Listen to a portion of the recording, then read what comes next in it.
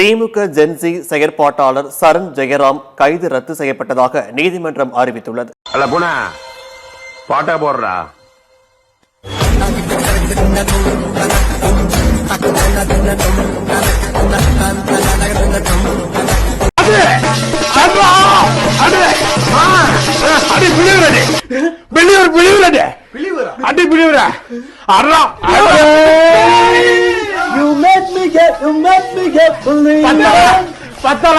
முதலாளி டேய் பிஞ்சு போன கோவணமா இருந்துட்டு பின்லேன ரேஞ்சு பிளான் பண்றீங்களோ? நீ எல்லாம் டம்ளரை வச்சு சொம்பு தான் எடுப்ப, நாங்கெல்லாம் வெத்தலைய வச்சு பித்தலே எடுப்போம். ஒரு பஞ்சாயத்தடா முடிச்சு பாரு, நமக்காக அம்பட்டு போலும் பிள்ளை குட்டியோட வெயில்ல காத்து கிடக்குறாங்களே.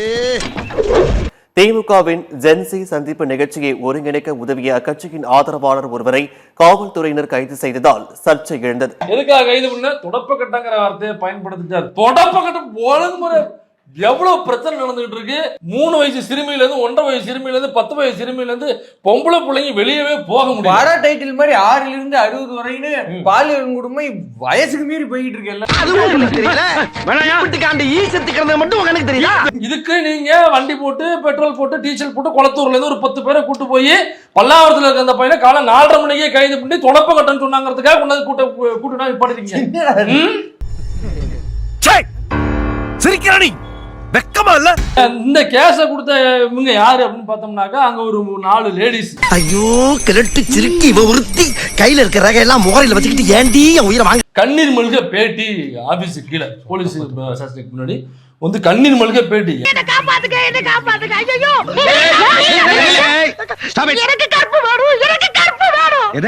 கற்பு வேணுமா? அந்த கருமெல்லாம் இங்க விக்கிறது இல்லமா? இதுன்னு சொல்லிட்டாங்க. என்னை ரொம்ப மோசமா பேசிட்டாங்க. ஐயோ என்னை ரொம்ப திட்டுட்டாங்க. கைது பண்ணி உள்ள போட்டு புழல் சிறையில பீகார் சிறையில பண்ணி உள்ள போட்டிருக்கேன். பெண்கள் அழுகுறாங்கன்னா அந்தமான் சிறை கூட அனுப்பலாம், தயங்க கூடாது. இத போய் சிரிச்சிட்டே பேசிட்டோம். என்ன மாதிரி அனாதை பொண்ணுகளை இந்த சமுதாயம் எப்படி கேவலப்படுத்துன்னு பாத்தீங்களா? அது ஒண்ணும் கேவலம் இல்ல, முதல்ல எடுத்து காலி பண்ணு. இந்த அம்மா பேசிருக்கு பாருங்க, அவ்வளவு அற்புதமா பேசி உட்காந்து வீடியோ தட்டுடுப்பா. லவுட் ஸ்பீக்கர் ஏமா பான்ஸ் பவுடர் இந்த வாடகை வாய் ஜூலி வரலையே. ஃபேமிலில இருந்து எல்லாத்தையுமே அசிங்கப்படுத்தி அந்த நபர் பேசிட்டு இருக்காரு சார். என்ன ஜூலி, விச்சுவல் வாரியர்ஸ் உன்னை வெச்சு செய்யறாங்க போலயே. காசு செலவு பண்ணி லிப் ஃபில்லிங் பண்ணிருக்கலாமே. காசை மிச்சம் பண்ணணும்னு புருஷனை விட்டு வாயிலேயே குத்த சொன்னியா? அவன் வேற பாவன் ஏடா கூடமா குத்தி விட்டான் போல. வாய் ஒரு சைடு வாங்கிட்டு இருக்குது உனக்கு. அது என்னன்னு கொஞ்சம் பாருப்போ. கேட்டீங்களா? அம்மா தயவு செஞ்சு நான் மன்னிச்சிருங்கம்மா, என்னை மன்னிச்சிருங்க. நான் பொம்பளை ரொம்ப மதிக்கிறேன். ஆனா இப்ப எனக்கு வேற வழியே இல்லம்மா.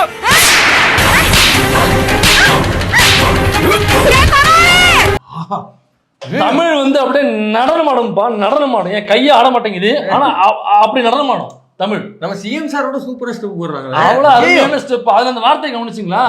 அதாவது வாயில எவனோ விட்டு ஆட்டி இருக்கான், வாயில விட்டு குத்துனானா. அது வேணாப்பா, அதுக்கு மேல போகண்டாப்பா, ரொம்ப நரசமா இருக்கு. என்னங்க என்னடி நொன்னாங்க? இடுப்புல எட்டி முடிச்சுனா செத்து போயிரு, ஓடி போயிரு.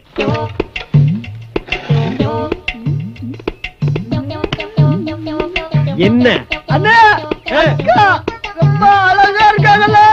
அக்கா ரொம்ப அழகா இருக்காங்களா? அட கொக்கா மவனே, மூஞ்சி இந்த கண்டிச்சிட்டு இருக்கும் போதே நீ அக்காவை ரசிக்கிறியே. புல் மூஞ்சி இருந்தா நீ எத்தனை அக்காவை ரசிப்ப? இப்படியாக அந்த லேடிஸ் எல்லாம் இவங்க எல்லாம் சேர்ந்துதான் சரண் ஜெயராமன் தொடப்ப கட்டிக்கு வழக்கு. தொடப்ப கட்டன்னு என்ன தொடப்ப கட்டன்னு சொல்லிட்டாங்க. எனக்கு ரொம்ப ஹலோ, என்ன கலாய்க்கிறீங்களா? உன் மூஞ்சி எல்லாம் நான் கலாச்சிட்டாலும் வாயில நல்லா வருது பாரு. ஓடி பவுடர் மூஞ்சி, அந்த மூஞ்சி, இந்த மூஞ்சி, இதெல்லாம் அபியூசிவ் டேர்ம்ஸ் இல்ல. அது இல்ல. வாயில விட்டு குத்துனானா, அது பண்ணானா, இதெல்லாம் அபியூசிவ் டேர்ம்ஸ் கிடையாது. தொடப்ப கட்ட அது வந்து அபியூசிவ் டேர்ம். என்கிட்டயே ஷோ காட்டியா நீ? என்கிட்ட ஷோ காட்டியா? ஷோ காட்டியா? ஷோ காட்டியா? ஷோ காட்டியா? இன்னைக்கு களத்துல சிறப்பா வந்து இயங்கி கொண்டிருக்கக்கூடிய கும்பாபிஷேகம் பண்ணணும்னு முடிவு பண்ணிட்டீங்க. அத ஊருக்கு வெளியே வச்சு பண்ணுங்க, கூட்டத்துல வச்சு பண்ணிடாங்க. ஆமா, நம்ம 2 பேருக்கு இதானே ஃபர்ஸ்ட் மீட்டிங். இது டீசன்ட்.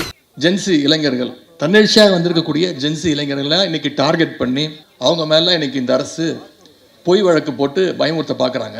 நேருக்கு நேர் மோத வக்கீல்ல ஸ்கெட்ச் போடுறாங்க. செஞ்சிருவேன். நான் இந்த ஆட்சியாளருக்கு சொல்வது, நீங்க இல்ல உங்க தாத்தாவே வந்தாலும் திமுக காரனை இந்த உருட்டல் மேலைக்கெல்லாம் பயப்படக்கூடிய ஆட்கள் நாங்க கிடையாது. யாரோ 10 பேர் அடிச்ச டானானவன் இல்லடா நானு. நான் அடிச்ச 10 பேரும் டானுங்க தான். ஏன் நேற்று முன்தினம் என்ன நடந்துச்சு? என்ன சொன்ன? நம்முடைய முன்னாள் அமைச்சர் அனிதா ராதாகிருஷ்ணன் அவர்களை கைது பண்ணாங்க. கைது பண்ணி அவரை கூட்டிட்டு போய் என்ன சொல்லியிருக்காங்க, உங்க வீட்டுக்கு ஒரு சோஃபா அனுப்பிச்சிடுறோம், நீங்க வந்து இந்த 100 ரூபாய் எடுத்து பின்னாடி சொல்லிக்கிறியா?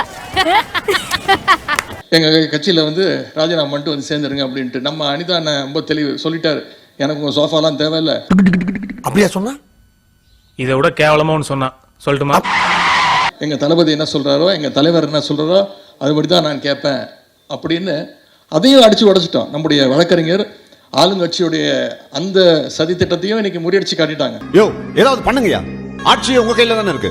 அவங்க கையில ஆபீஸ் ரூம் இருக்கு, யார் போனாலும் ஆப் வச்சு ஆஃப் பண்ணிடுறோம். நாம பார்க்காத வெற்றியும் கிடையாது, நாம சந்திக்காத தோல்வியும் கிடையாது.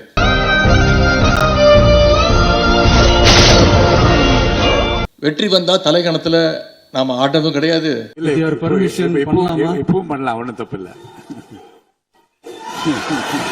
தோத்துட்டா வீட்டுல போய் உட்கார்ந்து முடங்கி அழுகிறதும் கிடையாது. என்னைக்குமே மக்கள் பணிக்கு முக்கியத்துவம் கொடுப்போம். இதுதான் நம்முடைய கலைஞர் நமக்கு சொல்லிக் கொடுத்தது. அந்த வழியில் தான் நம்முடைய தலைவர் அவர்கள் நம்மளை வழிநடத்திட்டு இருக்கிறார். நான் ஒருத்த சத்தம் என்ன, நீங்க எல்லாரும் இருக்கீங்கல்ல, இங்க இருக்கிற ஒவ்வொருத்தரும் காலாதான். அண்ணா திராவிட முன்னேற்ற கழகத்துடைய நிலைமை என்னாச்சு அப்படிங்கறது இன்னைக்கு பார்த்துட்டு இருக்கோம். கிட்டத்தட்ட பாதியா உடைச்சிட்டாங்க. ஐயா என்னன்னு கேட்கிறாரோ எல்லாத்தையும் பார்சல் பண்ணி கொடுறா.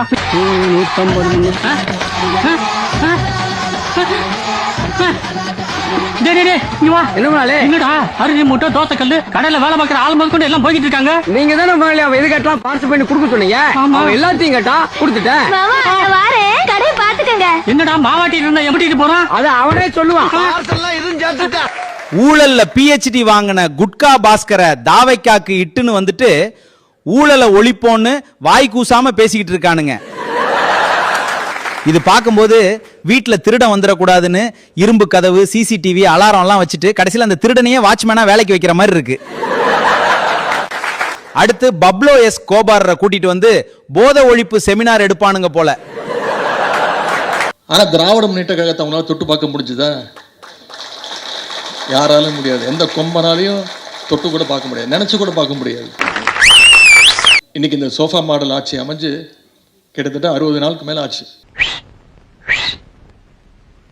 நம்ம நாட்டுக்கு சனி பிடிச்சிருச்சு, இல்லன்னா விசில் அடிக்கிறவெல்லாம் மந்திரி ஆவானா? நாம யோசிச்சு பார்க்கணும், மக்களுக்கு ஏதாவது ஒரு திட்டங்களை இந்த 60 நாள்ல கொடுத்துருக்காங்களா? ஆட்சி மேல எல்லாம் குறைய சொல்லிட்டு அவங்க வந்தாங்க. இப்போ அவங்களே இதுக்கு எல்லாத்துமே கெட்டதுக்கு தான் எல்லாமே. அவங்க வந்த நாள்லேருந்து இப்போ கிட்டத்தட்ட 1.5 மாதத்துக்கிட்ட ஆக போகுது. வந்ததுலேருந்து எல்லாமே கெட்டதாக தான் நடக்குது. கெட்டதுக்கு தான் அவங்களும் வழிவகுக்கிறாங்க. யார் தப்பு பண்ணுறாங்களோ அவங்கள தான் சப்போர்ட் பண்ணுறாங்க. அவங்கள தான் உடனே மறுநாள் அவங்க கட்சியில் போய் அவங்க சேர்ந்துடுறாங்க. என்னன்னே ஒன்றும் புரிய மாட்டேங்குது. கண்ணுக்கு தெரியாதடியோ. இன்னும் இது சொல்கிற மாதிரி மற்றவங்களாம் எதிர்பார்க்குற மாதிரி 6 மாதத்துக்கு இது விடிவு காலம் வருமா, இல்லை இன்னும் 5 வருஷத்துக்கு தொடர்ந்தா நாட்டு தமிழ்நாடு என்ன ஆகுமோ? எப்படியோ ரீல்ஸ் போட்டு ஆட்சிக்கு வந்துட்டோம்.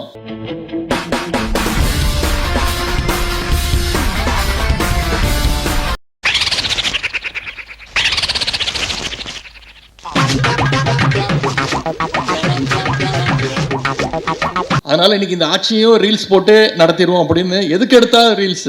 ஒரு இளைஞன் ஒரு இளைஞ கைய பிடிச்சி இழுக்கத்தான் செய்வான். இதெல்லாம் கண்டுக்கிறப்படாது. ஏன்னா இது வாலிப வயசு. இவங்கிட்ட என்னடா பேச்சு? சட்டமன்ற உறுப்பினர்கள் தொகுதிக்கு போனாலே பாதி சட்டமன்ற உறுப்பினர்கள் என்ன தொகுதின்னு அவங்களுக்கே தெரியல. பக்கத்து தொகுதியில போய் நன்றி சொல்லிட்டு இருக்கிறான். உங்களை வச்சு கட்சி வளர்க்க முடியாது, தமிழ் வளர்க்க முடியாது. வாக்காளர் சொல்றா, நீங்க இந்த தொகுதி கிடையாது, பக்கத்து தொகுதியில போய் நன்றி சொல்லுங்க அப்படின்னு. செல்லகண்ணு மகனா மூதேவி, உங்க அப்பனை எரிச்சேடா அங்க இருக்கு. அங்கேயா? அமைச்சர்கள் ஆய்வுக்கு போறா, அங்கேயும் ரீல்ஸ். முதலமைச்சருடைய அலுவலகத்திலேயே ரீல்ஸ் போடுறாங்க. முதலமைச்சரை பார்க்க போறவங்க ரீல்ஸ் எடுத்து போடுறான். கிட்டத்தட்ட ஒரு ரீல்ஸ் ஆட்சியாக இன்னைக்கு இந்த ஆட்சி நடந்துகிட்டு இருக்கு. இதெல்லாம் ஹிஸ்டரி பின்னால பேசுவாங்கல்ல. IPL மேட்ச் பார்க்க போகும்போது 500 ரூபாய் நோட்டை வச்சு ஒரு மொபைல் ஃபோனு, கிரெடிட் கார்டு இதெல்லாம் வச்சு ஒரு மாத்திரையை பொடியாக்கி அவர் என்ன பொடியாக்குனார் அப்படிங்கறத ஒட்டுமொத்த தமிழ்நாட்டுக்கும் நம்ம கண்கூட பார்த்தோம். நம்ம அத்தனை பேருக்கு தெரியும். அந்த அமைச்சர் மேல நடவடிக்கை எடுத்தாரா? எந்த நடவடிக்கையும் இந்த அரசு எடுக்கல. ஒரு கோடி கொடுத்தாரு அந்த காரியத்தை மட்டும் செய்ய மாட்டேன். இன்னொரு பக்கம் அரசு வழக்கறிஞர் நியமனத்துல இன்னைக்கு லஞ்சம் தலைவரிச்சு ஆடிட்டு இருக்கு. என்ன சார் எங்க மேல சந்தேகப்படுறீங்க? உங்களாம் சந்தேகப்படக்கூடாதியா, பார்த்த உடனே சுட்டு கொன்றுக்கணும். இதை நான் சொல்ல, அவங்க ஆளுங்கட்சியுடைய வழக்கரணி நிர்வாகி ஒருத்தர் ஒரு கம்ப்ளைண்ட் கொடுத்திருக்கிறார், கோர்ட்ல வழக்கு போட்டிருக்கிறார். எனக்கு எதிரிங்க வெளியே இல்லடா, கூடவே இருக்கீங்க. அந்த கட்சியுடைய பொதுச் செயலாளர் அரசு வழக்கறிஞர் நியமனத்துக்கு லட்சக்கணக்கில் பணம் வாங்கியிருக்காருன்னு அந்த கட்சியுடைய நிர்வாகியே இன்னைக்கு புகார் கொடுத்திருக்காரு. அவர் மேலேயே இது வரைக்கும் எந்த நடவடிக்கையும் இல்ல. எதுக்கு அசைய மாட்டியா? இனி உன் காதுக்குள்ள அணுகுண்டத்தான தூக்கி போடணும். போடா. இன்னொருத்தர் வேலை வாங்கி தரேன்னு சொல்லி பணம் பறிச்சதுன்னு ஒரு அமைச்சர். இதெல்லாம் கூட பரவாயில்லைங்க. சட்டமன்றத்தில் உட்கார்ந்து எதிர்க்க பார்க்கும்போது பாத்தீங்கன்னா ஒரு அமைச்சர் பாத்தீங்கன்னா திருட்டு விசிடி எடுத்துவாரு. இப்படி காசு இல்லாம பிராடு பண்ணி பிழைக்க வேண்டிய நிலைமை ஆயிப்போச்சடா கிருஷ்ணமூர்த்தி. இன்னொரு அமைச்சர் பிளாக்ல டிக்கெட் வித்தவர். இன்னொரு அமைச்சர் பிளாக்ல லாட்டரி டிக்கெட் வித்தவர். இவங்க எல்லாம் இன்னைக்கு அமைச்சர்களா சட்டமன்றத்துல பேர் சொல்ல தேவையில்லை, உங்களுக்கே தெரியும், மக்களுக்கே தெரியும். சரி விடு, தெரிஞ்சு போச்சுல ஐயா சாமி. ஒரு படத்துல நீங்க பாத்திருப்பீங்க, ஒரு நகைச்சுவை காட்சி. கவுண்டமணி ஒரு இளநீ கடை வச்சிருப்பாரு. எதிர்க்கவே வந்து செந்திலும் ஒரு இளநீ கடை போட நினைப்பாரு. கவுண்டமணி கிட்ட நிறைய இளநீ இருக்கும். அவர் அசிஸ்டன்ட் நம்ம நடிகர் அண்ணன் வடிவேல் அவர் இருப்பார். எதிர்கடையில் போட்டிருக்கக்கூடிய திரு செந்தில் அவர்களுக்கும் வடிவேலுக்கும் ஒரு அண்டர்ஸ்டாண்டிங் வந்துடும். என்ன பண்ணுவார், ஒவ்வொரு இளநியா கயிறு கட்டி எதிர்த்த கடைக்கு அமுச்சு விட்டுருவார். அவர் பெரிய கடைக்காரர் ஆயிடுவார். இன்னைக்கு அந்த வேலையை இந்த தாவேக அரசு செஞ்சிட்டு இருக்கு. அப்படி பச்சையா சொல்ல முடியாது, ஒரு யூகமா சொல்லலாம். இவ்வளவுத்தையும் பண்ணிட்டு எதுக்கு எடுத்தாலும் திமுகவும் அதிமுகவும் கூட்டணி சேர முயற்சி பண்ணாங்க. டெய்லி காலைல எந்திரிச்சோன்னே இதுதான் அவங்களுக்கு டயலாக். இதெல்லாம் ஒரு பொழப்பா பாஸ்? அது மட்டும் இல்லை, இன்னைக்கு அவங்க ஆட்சியை கவிழ்க்க நாம முயற்சி பண்ணிட்டு இருக்கிறோம். இவங்க ஆட்சி நடக்கிற லட்சணத்தை பார்த்தா நாமெல்லாம் ஒன்றும் செய்ய தேவையே இல்லை. மக்களே தினமும் நிச்சயம் ஒரு நாள் விரைவில் கவுத்து விட்டுருவாங்க. அதி விரைவில் அம்மியில வச்சு அரைக்கத்தான் போறேன். எவ்வளவு நாள் தாங்கிக்க முடியும்? ஒவ்வொரு நாளும் நாம அவங்க கட்சி எம்எல்ஏவை இழுக்க பாக்குறோம். யார் எம்எல்ஏன்னு தெரியாதுயா. அவர் எப்படி இழுக்க முடியும்? இதெல்லாம் ஓவர் நக்கலு. ஆனா உண்மை என்ன நடந்துகிட்டு இருக்கு? இன்னைக்கு அடுத்த கட்சி எம்எல்ஏ ஒவ்வொருத்தரா இளநீ புல்லிங் மாதிரி இன்னைக்கு இருக்கக்கூடிய அரசு, இன்னைக்கு இருக்கக்கூடிய முதலமைச்சர்கள் இழுத்துட்டு இருக்கிறார். ஏண்டா இதெல்லாம் ஒரு பொழப்பாடா? ஏறலப்பா.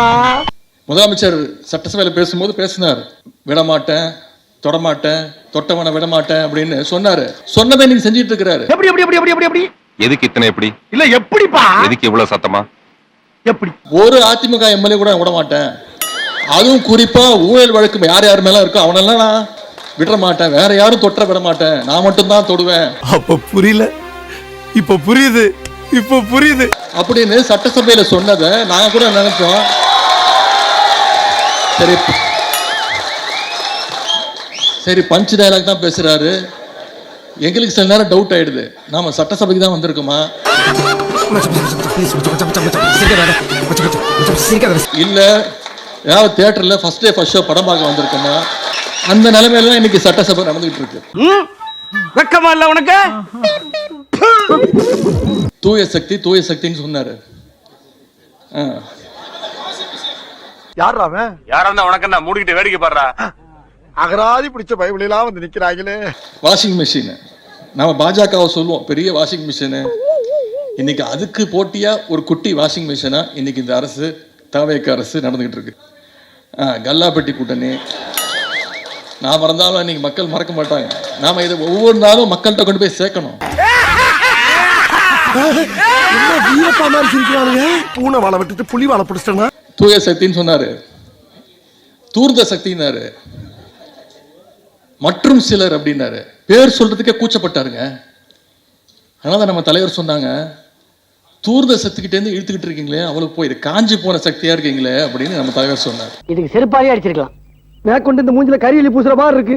போன தேர்தலில் தோத்துட்டோம்னு சொல்றோமே, ஒரு ஞாபகம் வச்சுக்கோங்க, தேர்தலில் நாம எதிரி யாருன்னு தெரியாம போயிட்டோம்.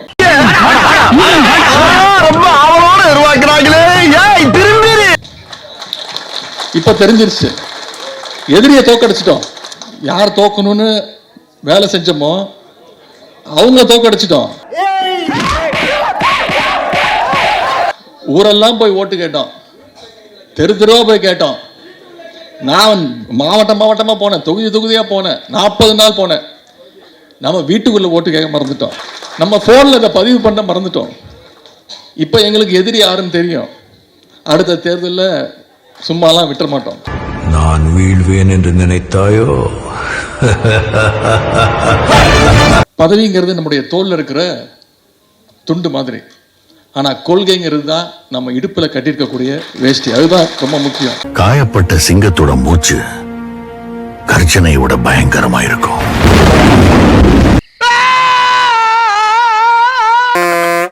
ஸ்டார்ட் பண்ணு.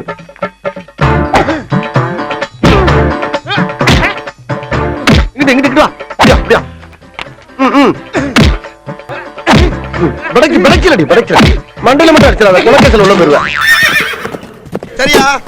உங்க வீட்டு பிள்ளையா நினைச்சு எல்லாரும் என்னை மன்னிச்சிருக்க.